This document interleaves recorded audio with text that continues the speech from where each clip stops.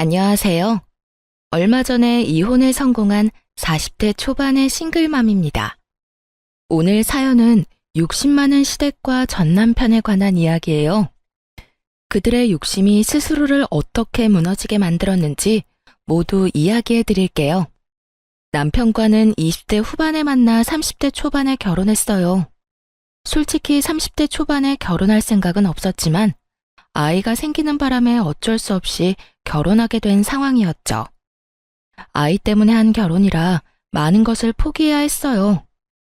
한 번뿐인 신혼여행조차 마음대로 갈 수가 없었죠. 멋진 유럽으로 가고팠지만 뱃속의 아이가 걱정되어 비행기를 탈 수 없었습니다. 그때 남편이 이런 이야기를 해줬어요. 내가 돈 많이 벌어서 나중에 우리 애랑 당신 해외로 꼭 여행 보내줄게. 신혼여행이라 생각하고 즐겁게 가자. 그러니까 너무 섭섭해하지 마. 고마워. 언젠가 꼭 해외로 여행 가면 좋겠다. 대신 우리 국내 여행이라도 많이 다니자. 아이에게 추억을 많이 쌓아주는 거야. 그런데 결혼 후에도 여행을 자주 가지 못했어요. 왜냐하면 남편의 벌이가 시원찮았거든요. 남편은 중소기업에 다니는 직장인으로 월급이 굉장히 적었어요. 저 역시 그렇게 돈을 많이 버는 직업은 아니었고요. 결혼식 때 뱃속에 있던 아이가 4살이 될 때까지 여행은 꿈도 꾸지 못했어요. 뒤늦게라도 신혼여행을 보내주겠다던 남편의 약속은 흐릿해져만 갔죠. 그런데 어느 날 친정엄마가 살짝 말했어요. 너 요즘 많이 힘드니? 내내 일에만 치여 살잖아. 너희 신혼여행은 이제 그냥 안 가기로 결정한 거야? 그런 거 아니야. 둘이서 돈을 모으고는 있는데 잘 안 모여. 매달 경조사비로 빠져나가서 어쩔 수 없는 것 같아. 애 다 키워놓고 나서라면 또 모를까. 너랑 김서방 둘 다 박봉이라 애 키우기 많이 힘들 거야. 그래도 이렇게 쫓기듯 사는 건 아니라고 생각해. 그럴수록 네 정신만 갉아먹힐 텐데. 엄마가 모아뒀던 돈 조금 나눠줄 테니까 신혼여행 다녀오렴. 갑자기 무슨 신혼여행이야. 괜찮아. 그 돈으로 엄마 먹고 싶은 거 먹고 사고 싶은 거 사. 내가 엄마를 보내줘도 모자랄 판에 어떻게 엄마 돈으로 어떻게 여행을 가. 그래도 딸이 염치가 있지. 내가 하고 싶은 게 바로 너 신혼여행 보내주는 거야. 가서 한 며칠은 편하게 쉬고 와. 그동안 우리 손녀딸은 내가 보고 있을게. 이제 나랑 많이 친해져서 그런지 잘 울지도 않지 않니? 엄마인 네가 없어도 일주일 정도는 견딜 수 있을 거야. 걱정하지 말고 김서방이랑 둘이 다녀와. 알았지? 솔직히 그렇게 말해줘서 너무 고마웠습니다. 엄마한테 미안하기도 하고 부끄러운 마음도 들었지만 그래도 기분은 좋았어요. 결혼 후 오랜만에 가는 여행이라 들뜨기도 했고요. 그렇게 여행사를 통해서 가이드를 끼고 유럽 여행을 가기로 했어요. 남편도 한껏 업되어서는 여행 전부터 유럽 간다고 여기저기 이야기하더군요. 이것저것 준비하면서도 얼굴이 싱글벙글했죠. 그런데 그 소식을 들은 시모가 매일 전체 메신저방에 문자를 보내기 시작했어요. 자기들은 해외 구경도 못 해봤는데 너무 부럽다며 징징거리는 내용을요. 에휴, 너희는 좋겠다. 그렇게 여행 갈 여유도 있고. 우리는 늙어서 이제 돈도 많이 못 벌고 여행 갈 일도 없는데. 여행하는 5박 7일 동안 그 비난의 정도는 점점 더 거세져 갔어요. 심지어 여행 마지막 날에는 시모가 대놓고 다그치기까지 했죠. 이 불효자식들이 자기들만 즐기고 어떻게 그럴 수 있냐면서요. 그러면서도 시모도 똑같은 곳으로 여행을 가고 싶다고 하더군요. 7일 내내 시모의 문자에 시달려 여행도 못 즐긴 남편과 저는 집으로 돌아오고 나서도 편하게 쉬지 못했습니다. 시모가 말한 대로 여행을 알아봐야 했거든요. 저희랑 똑같이 하고 싶다시길래 동일한 패키지를 골라 정보를 보내드렸죠. 첫 장에 빨간 글씨로 크게 계좌번호와 여행비를 적는 것도 잊지 않고요. 솔직히 그거 보고 시모가 바로 전화할 줄 알았어요. 비용을 대달라고 할 줄 알았거든요. 그런데 웬일로 아무 연락이 없더군요. 대신 남편을 통해 소식만 간간히 들려왔어요. 시모와 시부가 여행 갈 준비를 하느라 바쁘다고요. 옷도 사고, 액세서리도 사고, 신발도 사고. 여행 경비는 아직도 안 낸 것 같던데 신나게 준비만 하더라고요. 그때 시부모님은 우리가 그 돈을 내줄 거라고 생각하는구나 하고 확신했죠. 굳이 나서서 사실을 알려드리고 싶진 않았어요. 계속 그렇게 오해하시도록 놔두고 아무 말 안 했어요. 그러자 여행 당일 시모에게서 연락이 오더군요. 예, 오늘 여행 가는 날인데 비행기 티켓이 왜 아직 안 오니? 지금 시간 다 돼가는데 우리 못 들어가고 있다. 어떻게 확인할 방법이라도 없어? 어머님, 혹시 결제는 하셨어요? 무슨 결제를 말하는 거니? 여행 경비는 너희가 내주기로 한 거잖아. 그 당당한 말투에 웃음을 참으며 시모에게 말했어요. 어머님, 죄송한데 저희한테 무슨 돈이 있다고요. 저랑 남편 최저임금보다 겨우 조금 더 벌어요. 생활비 쓰고 나면 남는 돈도 없는데 어떻게 두 분 해외여행을 보내드리겠어요? 얼마나 큰 돈이 필요한데요. 제가 분명히 자료에 돈 보내셔야 한다고 적어놓지 않았나요? 그것도 빨간 글자로 확실하게 보실 수 있게 체크까지 해놨는데. 저런 돈을 안 내셨으니 티켓이 안 나오죠. 그럼 돈을 하나도 안 냈단 말이니? 어떻게 그럴 수가 있어? 우리는 당연히 너희가 돈 낼 거라 생각하고 있었는데. 정말 너무한다. 우리 여행 좀 보내주기가 그렇게 싫었니? 너희는 둘이서 해외여행 잘만 갔다 오더니 아무리 돈이 아까워도 그렇지 어떻게 이런 식으로 뒤통수를 쳐? 그리고 뭐 돈이 없어? 그럼 너희는 돈 빌려서 갔니? 무슨 돈으로 해외여행을 갔어? 뒤로 모아둔 돈이 있었으니까 간 거 아니야. 저희 이번에 신혼여행 겸 간 거예요. 그리고 비용은 친정어머니가 주셨어요. 결혼한 지 4년이 다 되어 가는데 신혼여행도 못 간 딸이 불쌍하다고요. 지금까지 아무도 신경 안 쓰지 않았지만요. 아무래도 딸이 저 하나뿐이라서 많이 걱정하신 것 같더라고요. 그러자 시모는 아무 대꾸도 못 하더군요. 한술 더 떠 이번에는 시모가 다 들리도록 남편에게 물었어요. 어머님이 이렇게 여행 가고 싶어 하시는 줄 몰랐네. 당신이 대출이라도 받는 게 어때? 그럼 해외여행 보내드릴 수 있잖아. 미쳤어? 무슨 돈을 빌려서 여행을 보내드려. 솔직히 우리한테 돈 맡겨놓으신 것도 아니고. 어머니 저러실 때마다 내가 더 당황스럽네. 아무튼 이번 여행은 없던 걸로 해요. 제대로 정보 안 살펴본 것도 잘못이지. 난 당연히 부모님이 알아서 결제하고 가실 줄 알았지. 우리더러 비용대라고 한 거면 이렇게 조사하기 전에 거절했어. 남편이 화를 내고서야 시모와의 대화는 끝났습니다. 솔직히 그때도 시모가 깨끗하게 포기했다고 생각하진 않았어요. 시모는 특히 사람을 괴롭힐 때 끈질긴 면이 있었거든요. 그 후 1년 반쯤 지났을 때 시모의 환갑이 다가왔습니다. 간단하게 식사나 대접할 생각이었는데 시모는 아닌가 보더라고요. 저희 앞에서 대놓고 이렇게 말했으니 말이에요. 이번 환갑 때는 해외여행 가고 싶어. 너희 환갑잔치 해준다고 모아놓은 돈이 있잖아. 그거에 좀 더 보태서 여행 보내줘. 죽기 전에 비행기를 한 번은 타봐야 하지 않겠니? 이럴 때는 딸이 없는 게 서럽다 서러워. 무심한 아들의 며느리뿐이니 원. 내가 여행도 한번 제대로 가보지 못하고 이렇게 산다. 그게 어디 딸과 아들의 문제겠어요? 아들도 부모를 지극하게 생각하면 여행비 정도는 내드릴 텐데 그럴 생각도 돈도 없는 남편이니 시부모님이 해외여행 한번 못 가신 거죠. 시모가 그 사실을 아는지 모르는지 알 수 없지만요. 어쨌든 환갑잔치를 위해 모아놓은 돈이 좀 있었기에 남편에게 가능하냐고 물었죠. 어머님이랑 아버님 모시고 해외여행 갈 정도는 돼? 혹시 예산 부족하면 나는 빠질게.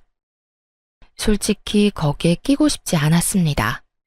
그런데 시모가 그러더군요. 네가 왜 빠져?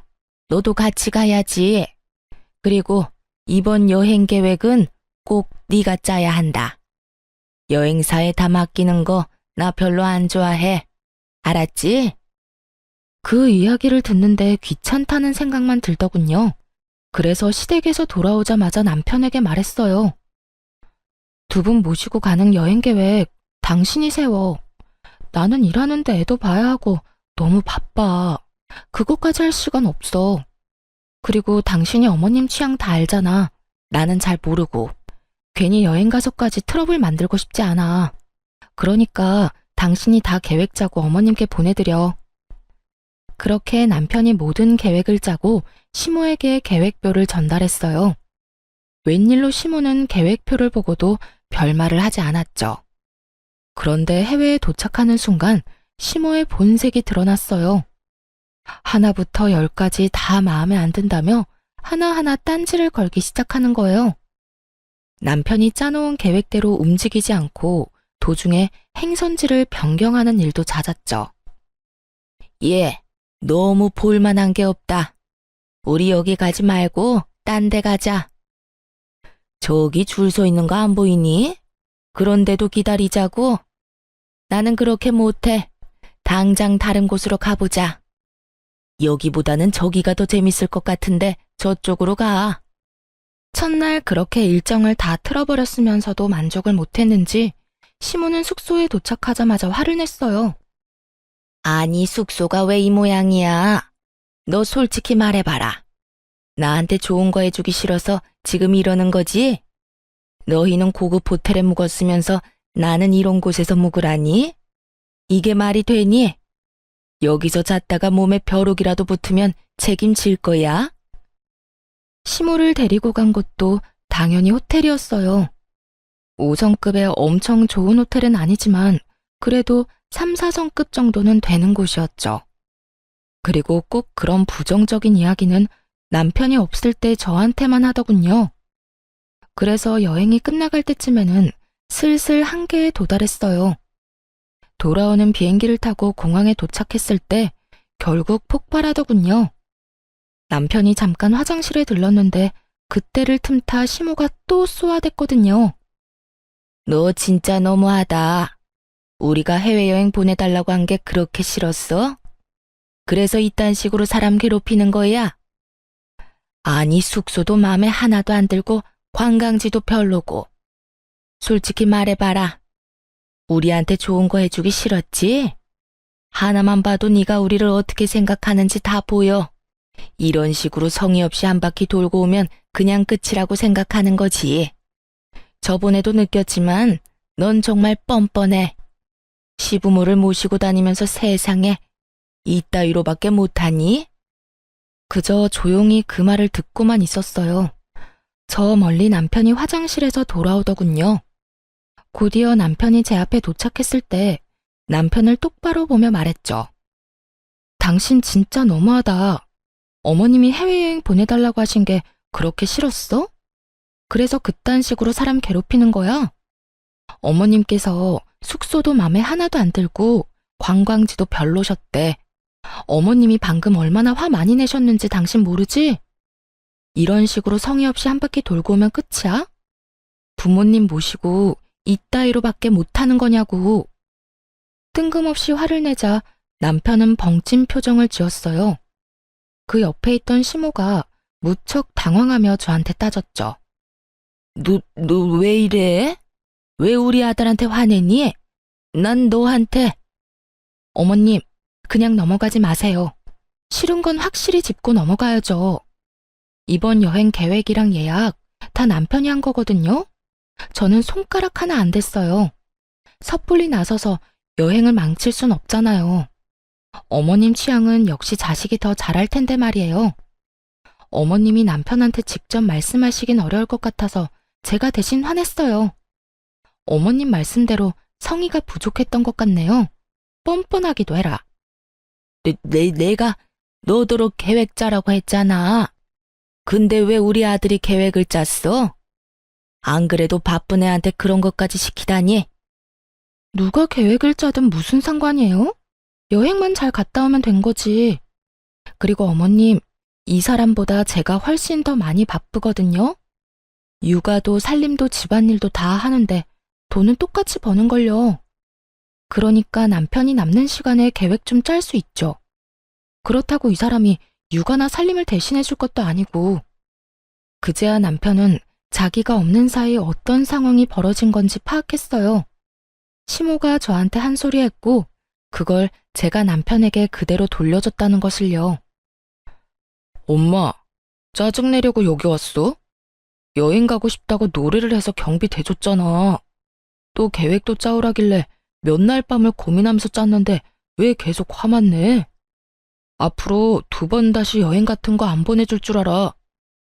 남편이 소리치자 시모는 그제야 입을 꾹 다물더군요. 째려보는 눈빛이 느껴졌지만 어쩌겠어요. 있는 그대로를 이야기한 게 잘못은 아니잖아요. 그런데 이 남편놈이 저한테까지 화를 내는 거예요. 그리고 당신도 이러는 거 아니야. 엄마가 저런다고 당신까지 똑같이 굴면 어떡해? 그리고 다짜고짜 화를 내면 내 기분은 어떻겠어? 좀 잘하자 좀. 내가 뭘 잘못했는데? 그럼 어머님한테 다짜고짜 온갖 짜증을 다 들은 내 기분은 당신도 좀 알고 있으라고 일부러 전한 거야. 이게 다 당신이 짜온 계획 때문에 벌어진 일이니까. 그러게, 어머님 마음에 들도록 잘했으면 좀 좋아? 내가 하지도 않은 일로 욕 얻어먹는 게 얼마나 짜증나는 일인데. 모두가 보는 앞에서 남편과 싸우고 있으니 시모가 뜯어말리더군요. 그건 또 부끄러웠던 모양이에요. 그 뒤로 시모의 짜증이 좀 덜해지긴 했어요. 저한테 짜증을 내봤자 자기 자식 힘들게 하는 것임을 깨달았는지 마구잡이로 트집 잡는 일은 줄었습니다. 그렇다고 완전히 사라진 건 아니었고요.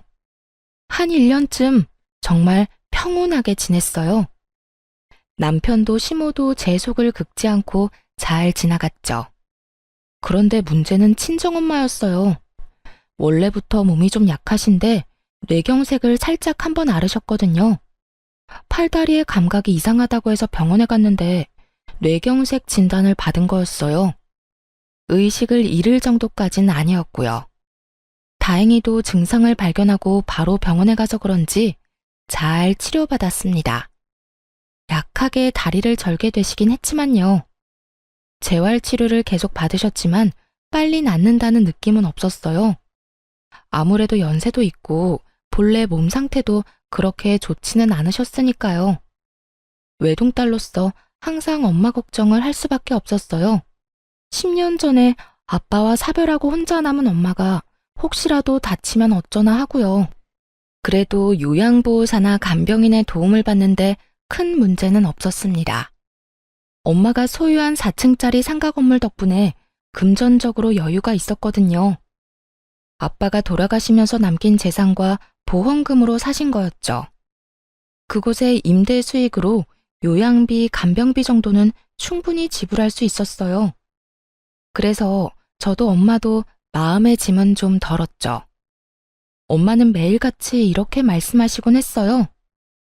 나 죽으면 저 건물 너 줄 거야. 네가 그때 아빠 보험금이랑 유산 다 주지 않았으면 못 샀을 건물이잖니. 지금 생각하면 그때 네 말대로 해서 정말 다행이야. 너한테 늦게라도 도움될 것 같아 기쁘구나. 아빠가 돌아가신 후 엄마는 아빠 재산과 보험금을 저에게 나눠주려고 했어요. 당연히 거절했죠. 나누면 푼돈인데 그걸로는 엄마의 노후를 보장할 수 없을 것 같았거든요. 사실 온전히 엄마만을 위한 건 아니었고요. 외동딸인 저의 부담을 조금이나마 줄이기 위해 내린 결정이기도 했어요. 엄마의 노후가 안정적으로 보장돼야 나중에 돈을 덜 쓸 테니까요. 그래야 시댁에서도 고깝게 생각 안 하죠. 그 덕분에 엄마는 그 상가 건물을 마련하셨어요. 그리고 언젠가 제가 상속받을 테니 어찌 보면 투자한 거라고 칠 수도 있겠죠. 당장 돈을 만질 수는 없지만 지속적으로 엄마에게 수익을 드리고 미래까지 보장한 좋은 결정이었다고 지금도 생각하고 있었어요. 엄마가 아프시고 나서는 시간 날 때마다 대신 건물을 관리하게 됐어요. 그러다 상가 건물의 1층 점포가 비었을 때 뜻밖의 연락을 받았죠. 예, 사부인이 가지고 있는 건물 1층에 상점 빠졌던데 거기 지금 점포 구하고 있지? 아, 네. 빨리 채워넣기는 해야 하는데 상황이 좀 여의치 않아서요. 어떻게 할지 고민 중이신 것 같더라고요. 일단 두리뭉실하게 말했어요. 그 점포를 당장 채울 생각은 없었거든요. 어머니도 같은 의견이었고요. 물론 이유는 다 따로 있었죠. 그러면 우리가 거기 들어가면 안 되겠니? 너도 알다시피 우리 지금 반찬 가게 하려고 생각 중이잖아. 아무래도 이번에는 잘 될 것 같아서 말이다. 저번에는 목이 안 좋아서 망한 것 같은데 그쪽은 꽤 사람이 많이 다니니까. 그런데 열면 우리 가게도 번창하겠지. 안사돈한테 한번 물어봐 줄래? 일단 여쭤보긴 할게요. 시모는 아주 행복한 상상에 빠져 있더군요. 시모에게 장사 소질이 없다는 건 주변 사람 모두가 알고 있는 사실이었어요. 당사자만 모르고 있었죠. 가게가 망한 이유를 남 탓으로만 돌리니 미련을 못 버리고 계속 도전하는 거였고요. 엄마, 시댁에서 1층에 들어오고 싶다는데 좀 그렇지? 아무리 그래도 2층 사장님 생각하면 절대 안 돼. 원래 사돈 간에 이런 거래는 하는 거 아니야. 혹시라도 못 볼 꼴 보면 어쩌려고. 게다가 지금 상황이 좋은 것도 아니잖니. 무턱대고 1층에 점포 들였다가 또 무슨 일 날 줄 알고. 친정엄마가 그렇게 말하는 이유가 있었어요. 이전 1층 가게 사장님이 계약 기간을 다 못 채우고 중도에 나갔거든요. 그 이유는 2층 사장님 때문이었어요.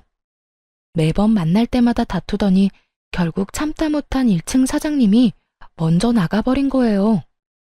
2층 사장님과의 계약은 앞으로 9개월 정도가 남아 있었고 엄마와 전 2층을 내보내기 전까지 1층에 가게를 받을 생각이 없었죠. 솔직하게 말해서 시댁에 괜한 꼬투리 잡히기 싫어서 거절하기로 한 거였어요. 어머님, 친정어머니한테 말씀드려봤는데 아무래도 안 될 것 같아요. 사실 상황이 좋지가 않거든요. 다른 곳을 알아보시는 게 어떨까요? 조심스레 거절의 말을 건넸는데 돌아온 건 시모의 냉랭한 대답이었죠. 상가 그거 하나 갖고 있다고 유세는? 아니 사람 있는데 비워달라는 것도 아니고 아무도 없는 곳에 좀 들어가겠다는데 뭐가 잘나서 그렇게 고가워? 그래, 네가 우리 집을 어떻게 생각하는지 잘 알았다. 그러고는 전화를 뚝 끊더군요. 이럴 때는 시댁과 친정이 같은 지역에 있어서 참 짜증났어요. 아예 멀리 떨어져 살고 있었다면 점포 자리를 달라는 말도 없었을 텐데. 한숨이 나오긴 했지만 그래도 다행이라 생각했어요. 엄마가 그런 시모와 마주하지 않아도 된다니 안심이었죠. 그런데 며칠 뒤 친정엄마에게서 묘한 소식을 들었어요. 예, 안사돈 대체 왜 그러신다니? 세상에, 사람을 완전 쓰레기로 만들어서 소문내고 다닌대. 설마 내가 점포 안 내줬다고 그러시는 거니? 어떻게 앞뒤 사정 다 끊어먹고 그딴 식으로. 아, 엄마가 지금 기가 차서 말도 안 나온다. 평생 남한테 나쁜 짓 안 하고 살았는데 이게 무슨 일이니? 주변 사람들한테 전화로 그런 소문들을 들으니까 정말 미치겠어. 그게 무슨 소리야? 시어머니가 뒤에서 엄마 욕하고 다닌다고? 알아보니 친정엄마 동네 근처에 소문이 났더군요. 엄마가 사돈댁 무시하고 자기만 잘 살려고 한다고 가족 도울 줄도 모르는 피도 눈물도 없는 사람이라고 말이죠. 그 이야기를 전해 듣는데 화가 확 나더라고요. 마치 일부러 안 도와준 것처럼 몰아가서 엄마는 병원까지 다니실 정도였어요. 스트레스로 밤에 잠도 잘 못 주무셨고요. 그래서 남편에게 먼저 이야기했죠. 당신 나랑 이야기 좀 해. 어머님 점포임대 문제 때문에 그래. 그거 우리가 일부러 안 해주는 거 아니거든? 그런데 어머님도 정말 너무하셔. 어떻게 온 동네에 그렇게 나쁜 소문을 다 내고 다니실 수가 있어. 일부러 안 해주는 거 맞잖아. 아니야? 당장 사람이 있는 것도 아니고 계약된 상황도 아닌데. 그러게 엄마가 해달라고 했을 때 바로 해줬으면 되잖아. 솔직히 이거 우리 집 무시하는 거 아니야? 지금은 당신이 하는 말 듣고 싶지도 않을 정도야. 당신이 왜 무시하는지 모르겠지만 우리 엄마가 뭐가 모자란데. 대체 뭐가 모자라서 너랑 장모님한테 고개 숙이면서 들어가야 돼? 사돈지간에 그런 것도 하나 배려해주지 못해? 지금 이 상황은 당신 잘못 맞아. 시댁 무시하고 자기들 이득대로만 하는데 당연히 소문나는 거 아니야? 만약에 엄마한테 상가 자리 안 주면 솔직히 나 당신이랑 이혼할 생각도 하고 있어. 그리고 동네 싹 다 까발릴 거야. 당신 어머니랑 당신이 얼마나 이기적이고 자기 생각만 하는 사람인지. 미쳤어? 당신이 뭔데 그런 짓을 해? 그리고 이게 이혼까지 갈 일이야? 지금 생각해보니까 당신도 웃긴다. 언제부터 그렇게 효자였어? 언제부터 그렇게 어머님 챙겼는데? 여태껏 나한테 다 맡겨놓고 자기는 혼자 편하게 지내더니 왜? 그거 안 해줬다는 소리 들으니까 없던 효심이 막 생기는 것 같아? 그리고 우리가 거절한 데는 이유가 있다고 몇 번을. 아, 됐어. 당신이랑 더는 말 섞고 싶지 않아. 엄마 가게 계약이나 빨리 해줘. 그거 안 해줄 거면 나 볼 생각하지 마. 남편 놈은 그렇게 말하고 나가버리더군요. 하고 싶은 말이 많았는데 저렇게 내빼듯이 도망가다니 정말 열받았어요. 그런데 속에 천불이 나는 일은 그 다음날 생겼죠. 상가 건물 4층에 있는 친정엄마 집에 들렀던 날이에요. 거기 창가에 있으면 밑에서 하는 얘기가 다 들리거든요. 그런데 갑자기 심우와 남편의 목소리가 들리는 거예요. 여기 왜 왔나 싶기도 하고 도대체 거기서 무슨 이야기를 하나 궁금하기도 했죠. 그래서 귀를 기울여 들었더니 말도 안 되는 이야기를 하고 있더군요. 엄마, 걱정하지 마. 내가 와이프한테 딱 잘라서 말해놨어. 그거 안 해주면 이혼하겠다고. 분명히 조만간 연락해서 들어오시라고 할걸? 야, 조용히 좀 해. 그런 이야기를 왜 여기서 해? 걱정 마. 와이프랑 장모님 오늘 둘이서 병원 갔으니까. 그런데 너 진짜로 이혼 이야기 꺼냈어? 이혼은 절대로 하면 안 되는 건 몰라? 그 할망구 뇌경색 걸려서 오늘 내일 하는데 이혼하면 너한테 돌아오는 게 없어. 그러니까 이혼 절대 못 해준다고 하고 꽉 붙잡고 있어. 아님 할망구 죽고 나서 이혼을 하든지. 이 건물이 얼마짜린데 재산 분할이라도 한다고 생각해봐. 우린 부자야, 부자. 거기까진 생각을 못했네. 엄마가 계속 그 1층 점포 얘기만 하는 바람에 나도 아무 생각 없이 막 질렀잖아. 그러면 이혼은 절대 안 된다고 얘기할게. 살살 구슬리면 될 거야. 엄마도 앞으로 며느리 좀 구슬려봐. 맨날 화만 내지 말고. 예, 구슬리는 것도 하루 이틀 일이지. 내가 젊은 애한테까지 그런 식으로 기어야 되겠니? 그걸 위에서 고스란히 듣고 있는 심정이 어땠겠어요? 저 인간들이 엄마 재산에 대해 왈가왈부하는데 정말 기분이 더러웠어요. 당장이라도 뛰어나가서 뭐라고 하려는데 엄마가 방으로 들어오더군요. 마시라는 음료수는 거들떠도 안 보고 열만 내며 서 있으니 엄마가 물었어요. 너 무슨 일 있니? 표정이 왜 이렇게 안 좋아? 엄마한테 얘기해봐. 왜? 상가 1층 때문에 안 싸더니 너까지 괴롭혀? 그것도 그건데 저 인간들이 진짜 미쳤나 봐. 엄마 건물이 무슨 자기들 거라도 된 것처럼 이야기하는데 안 되겠어. 이런 쓰레기들하고 같이 사느니 내가 이혼하는 게 맞지. 울분을 토하며 급히 가방을 정리하는데 엄마가 손을 탁 잡더군요. 그렇게 깔끔하게 이혼해줄 생각이니? 그러지 말고 안싸돈한테 1층 임대해주자. 대신 특약 여러 개 붙여서 중도해지 시에 위약금 엄청나게 물게 설정하고 여태까지 자기들 위해서 임대 못 해준다고 얘기한 건데 안 되겠네. 우리 손 더럽힐 필요 없이 진짜 진상을 몸소 겪도록 해주면 되겠지. 그리고 넌 그때까지 모르는 척해. 당해봐야 정신 차리겠지 싶어서 엄마 말대로 조용히 있었습니다. 그리고 시모에게 1층 임대 허락 소식을 전하고 계약서를 썼어요. 시모는 계약서를 읽는 둥 마는 둥 하더군요. 엄마가 꼼꼼하게 확인하라고 몇 번을 말했는데도 말이에요. 다 확인한 거 맞으시죠? 꼼꼼하게 확인하세요. 나중에 다른 말 하지 마시고요.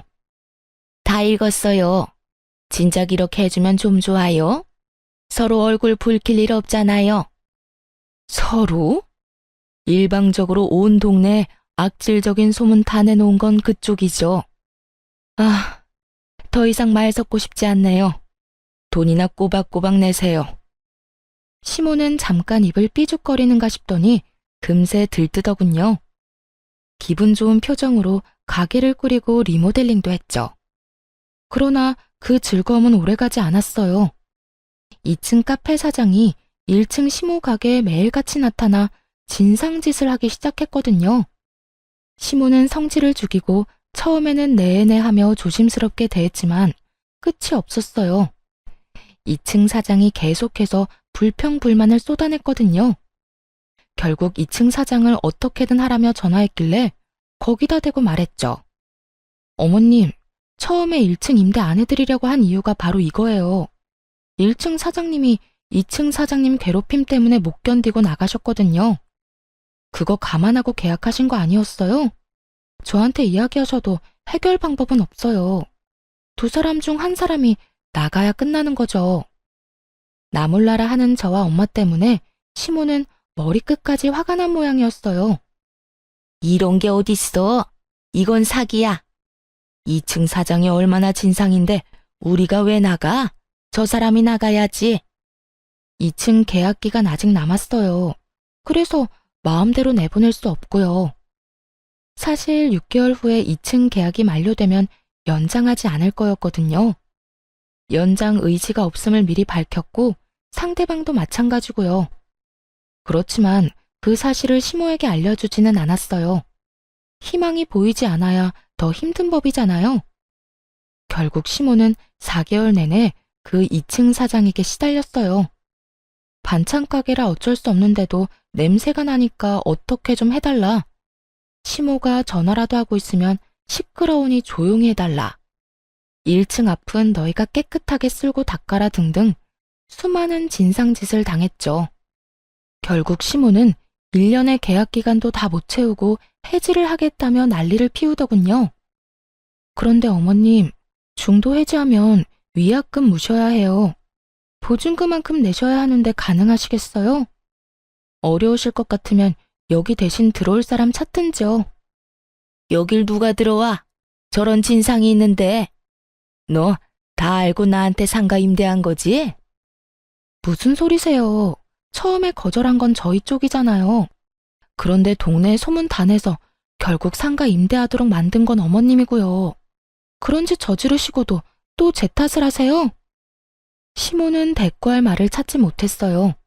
그 이후로 열심히 1층 상가에 들어올 사람을 찾았지만 아무도 없었어요. 당연한 이야기였죠. 시모가 여기저기 말하기도 했고 친정엄마도 열심히 소문내고 다녔거든요. 결국 사람을 구하지 못해 점포를 빼려면 위약금을 물어내야 할 판이었죠. 그러자 시모와 남편이 저와 엄마를 찾아와 난리를 피우더군요. 이거 어쩔 거야? 난 위약금 못 내. 내가 거기에 들인 돈이 얼만데. 돈 벌지도 못하고 적자만 한가득인데 왜 위약금까지 내야 해? 계약서에 사인하실 때 꼼꼼히 읽어보라고 말씀드렸잖아요. 다 읽고 도장까지 찍은 마당에 안 주시면 저희는 법대로 하는 수밖에요. 사부인, 내가 부탁 좀 할게요. 제발 이 돈 좀 까주세요. 없던 일로 해달라고요. 응? 우리 사이에 이러기에요? 장모님, 부탁드립니다. 저희 부모님 지금 한 푼도 없으세요. 위약금 물 돈 없어요. 그 보증금은 두 분 노후 자금이라고요. 남편과 시모가 애원하자 엄마가 말했어요. 그래? 그럼 자네 우리 딸이랑 이혼하게. 얌전히 이혼해주면 위약금은 없던 일로 해주겠네. 이혼이요? 갑자기 무슨... 자네가 내 딸한테 상가 임대 안 해주면 이혼도 불사하겠다고 했다면서? 뭐하러 그렇게 살아? 그냥 헤어져. 내 딸도 그러길 바라고 있고. 그리고 위약금을 준대도 이혼은 시킬 거네. 그러니까 잘 선택해. 돈이라도 안 내고 이혼할 건지, 돈 내고 이혼할 건지. 남편이 고민하자 시모가 넙죽 말하더군요. 뭘 고민해? 어차피 이혼시키겠다는데 돈 안 주고 이혼하는 게 맞지? 이혼합시다. 그러면 보증금은 돌려주는 거 맞지요? 그렇게 남편과 이혼하게 됐습니다. 엄마 상가 때문에 이혼은 절대 안 된다고 했던 시모도 별 수 없었던 거죠. 눈앞에서 거액의 보증금이 날아가게 생겼으니까요. 이혼 소송이 끝날 때쯤 상가 2층도 비워졌어요. 이혼하고 받은 위자료와 재산 분할로 받은 돈을 합해서 리모델링을 했죠. 사실 그동안 네일 아트를 배웠거든요. 1층에는 저의 네일 가게를 차렸고 2층에는 친구가 하는 미용실을 들였어요. 둘 다 미용업종이라 함께 이용하면 할인을 해줬죠. 그리고 자리가 없을 때는 서로의 대기실을 빌리기도 했고요. 그러다 보니 두 가게 모두를 찾는 손님들이 늘어나더라고요. 상권 분석을 잘한 건지 아니면 근처에 비슷한 업종이 드물게 있어서 그런지 서서히 장사가 잘 되기 시작했어요. 이혼하고 5개월쯤 지났을 때 명절을 앞두고 외가 친척분들이 가게에 왔어요. 명절이라 문을 닫으려고 했는데 친척 여자분들을 간단하게 꾸며드리려고 모셨죠. 그런데 그때 누가 네일숍 안으로 훅 들어오더군요. 바로 시모였어요. 야, 당장 나와.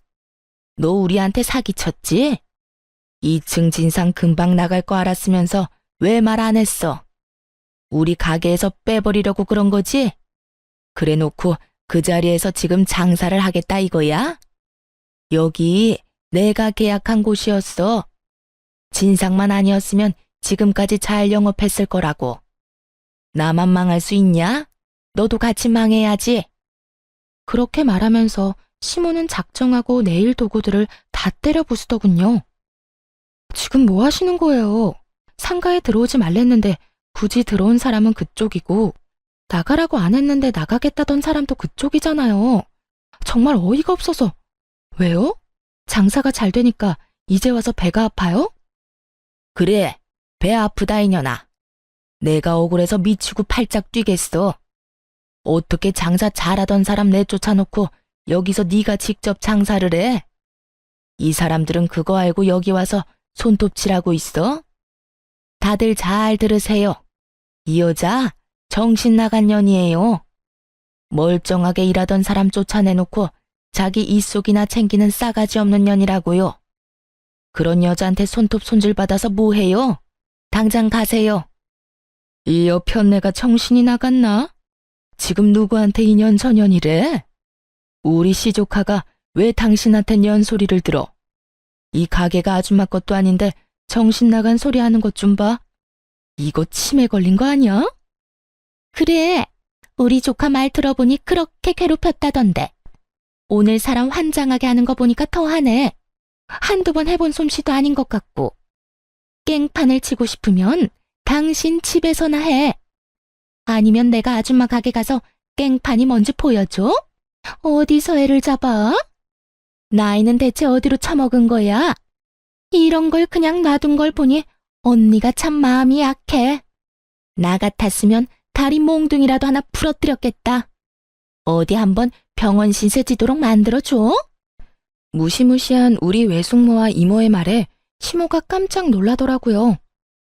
안에 그저 사람이 많으니 깽판 치기 좋겠다 싶어 들어왔겠죠. 가족인 줄도 모르고 말이에요. 놀란 시모가 주춤거리는 사이에 엄마가 나와 말했어요. 이제 우리하고 남 아니에요? 왜 여기 와서 소란을 피워요? 오늘 부서진 것들 모두 계산해서 변상하세요. 여기 CCTV 달린 거 보이죠? 변상 안 해주면 경찰에 신고하든 고소하든 할 테니까 각오하고 있어요. 결국 시몬은 가게에서 도망치듯 나갔어요. 변상은커녕 땡전 한 푼도 없는 게 분명했죠. 나가는 뒤통수에 대고 동네 사람들 들으라고 크게 말했어요. 이혼시킨 전 며느리 가게가 잘 돼서 배 아픈 건 알겠는데 이런 식으로 와서 깽판 치고 다 부숴놓고 가면 안 되죠. 또 진상짓 하면 경찰에 연락합니다. 그렇게 말하자 옆 앞가게에서 무슨 일인지 빼꼼히 목 빼고 구경하더군요. 그런 시선을 도저히 견디기 힘들었나 봅니다. 시몬은 고개를 푹 숙이고 손바닥으로 얼굴을 가리며 도망가듯 떠났어요. 한 번만 더 이 근처에 오면 경찰에 바로 신고할 거예요. 그 이후 시몬은 근처에 얼씬도 하지 못했어요. 소문을 들어보니 쪽팔려서 집 밖으로 나오지도 못하고 있는 것 같더군요. 친한 지인들에게 전해들었겠죠. 전 며느리 가게 잘 되니 가서 진상 부린 전 시모로 소문 쫙 났다고 말이죠. 이 동네에 그 소문을 모르는 사람이 없었거든요. 정말 고소했어요. 친척분들이랑 다 같이 모여서 깔깔 웃었다니까요. 꽁지 빠지게 도망가는 그 모습을 보니 어찌나 속이 시원하던지. 만약 그때 안에 있던 사람들이 진짜 손님들이었으면 아찔했겠지만 다행히 놀러온 친척분들이었기에 웃고 넘길 수 있는 해프닝이 됐죠. 덤으로 시모를 더 쪽팔리게 만들 수도 있었고요. 가게는 계속해서 잘 되었어요. 하지만 좋은 일이 있으면 나쁜 일도 있는 법이죠. 친정엄마가 화장실에 가려고 침대에서 걸어 나오다가 발이 꼬여 넘어진 거예요. 밖으로 나오기 힘들 정도의 밤마비 증상 때문이었죠. 엄마를 발견했을 때는 이미 많이 늦은 상태였어요. 하필이면 그때 잠시 마트에 가서 장을 보고 왔거든요. 머리를 찌으신 건지 피가 많이 났어요. 그렇게 골든타임을 놓쳐버렸고 엄마는 혼수 상태로 계시다 곧 돌아가셨어요. 엄마가 돌아가시고 가장 후회되는 게 함께 여행 한번 못 가본 거였어요. 어릴 때는 친구들과 노느라 함께하지 못했고 결혼 후에는 살림하고 애 키우느라 함께하지 못했고 이제야 겨우 남편과 시댁에서 벗어났는데 이런 일이 벌어질 줄 누가 알았겠어요. 큰 슬픔과 아픔에 빠져 가게를 보름 넘게 열지 못했습니다.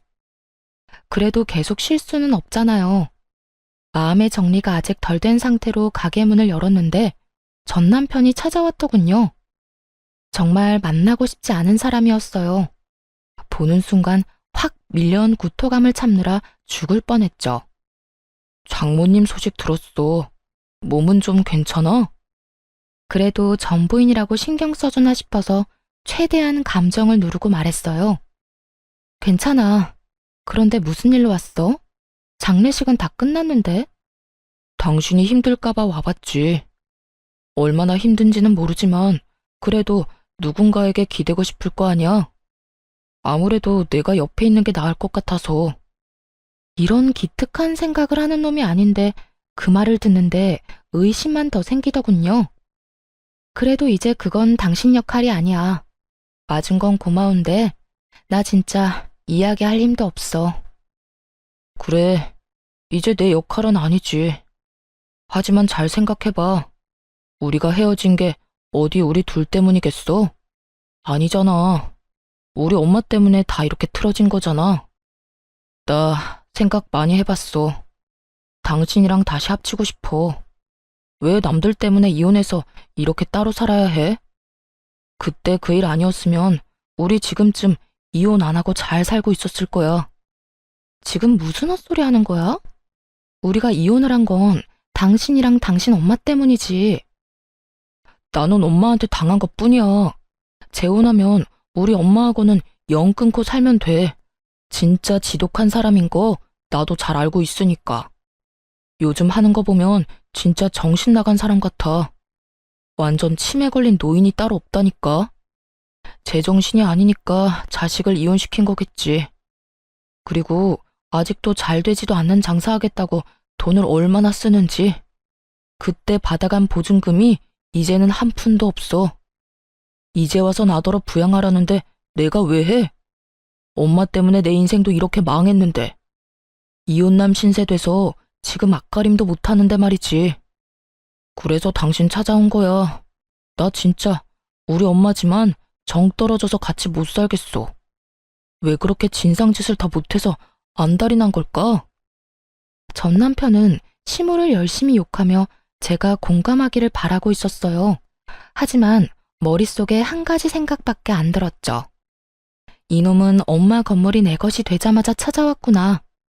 지금도 여전히 우리 엄마 건물만 보고 있는 거예요. 그러니 재결합을 하겠다는 뻔뻔하고도 무시무시한 소리를 하는 거고요. 분노로 몸이 떨렸지만 최대한 참았습니다. 눈동자만 슬쩍 움직여서 가게 안에 설치된 CCTV를 슬쩍 쳐다봤죠. 다행스럽게도 녹화가 잘 되고 있더라고요. 저번에 난리를 피우고 간 시모 때문에 녹음까지 되는 CCTV로 바꿔놨거든요. 그걸 확인하고 헛소리를 늘어놓는 전 남편에게 말했어요. 웃기고 있네. 네가 내 생각이 나서 여기 왔겠어? 너 우리 엄마 건물 때문에 나한테 온 거 눈치 다 깠거든? 엄마 돌아가시자마자 찾아온 거 보니 너도 참 대단하다.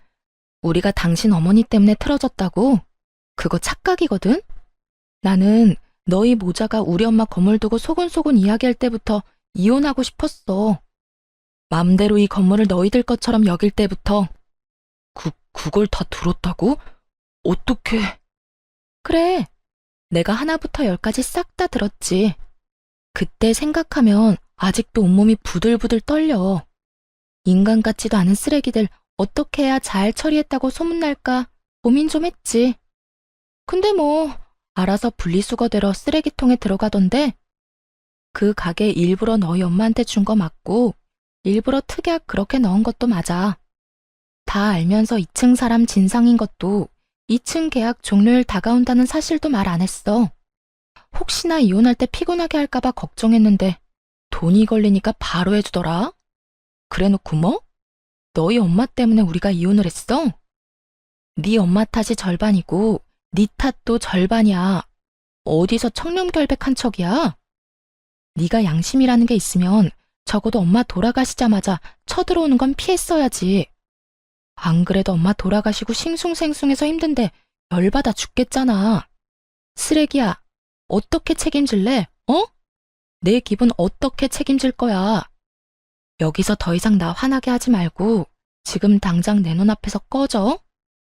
단호한 축객령에 전 남편은 뒤도 돌아보지 않고 쫓기듯 가게에서 나갔어요. 모자지간 아니랄까봐 시모와 똑같은 모습이었죠. 그런데 그 모습을 보고 있으니 열불이 덧뻗치더군요. 잠깐 고민하다가 좋은 생각이 나서 CCTV 영상을 확인했어요. 그리고 전 남편이 시모 욕하는 장면을 따서 시모 연락처로 보내줬죠. 혹시나 못 볼까봐 시부 연락처로도 보냈고요. 건물이 탐나서 불효막심하게 자기 엄마 욕하는 망할 놈. 그런 놈이 바로 당신 자식이라고 보여주고 싶었거든요. 저와 헤어지고 갈 곳 없어서 시모 집에서 신세 진주제의 말이죠. 얼마 지나지 않아 길에서 전 남편과 시모가 박터지게 싸웠다는 소식을 들었어요. 그걸 직접 목격한 호프집 사장님이 이야기해줬거든요. 동영상이 아주 잘 전달되었나 봐요. 그 할망구가 그날은 완전 눈이 돌았더라니까. 평소에는 그렇게 아들 감싸고 돌더니 말이야. 아들한테 네가 지금 전 며느리한테 그런 말할 군번이냐고. 엄마 집에서 먹고 자고 들러붙어 있는 주제에 어떻게 그러냐고 하더라. 뭐 아들이 엄마 치매 걸렸다느니 진상이라느니 그런 말까지 했다며? 아주 고래고래 고함을 지르는데 늙어서 힘도 없는 할매가 목소리는 얼마나 큰지. 주변 가게에서 다 나와봤지 뭐야. 근데 자식놈도 한마디를 안 지더라. 그때 억지로 가게에 쳐들어가지만 않았어도 자기가 엄마 밑에 안 붙어 있었을 거라고. 다 엄마 탓이니까 책임지는 게 맞다고 얼굴에 철판도 안 깔고 말하더라고. 참나, 두 모자가 똑같더만.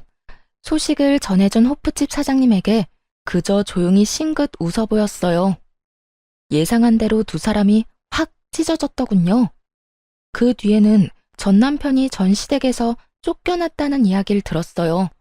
모아둔 돈도 없이 나가서 뭘 어쩔지는 모르겠지만 무슨 상관이겠어요? 이제는 더 이상 찾아오지 않을 거라는 걸 알기에 마음이 후련했습니다. 욕심 때문에 인생 제대로 꼬여버린 두 사람의 이야기 어떠셨나요? 지금까지 제 이야기 시간 내서 들어주셔서 감사합니다. 좋은 하루 되세요.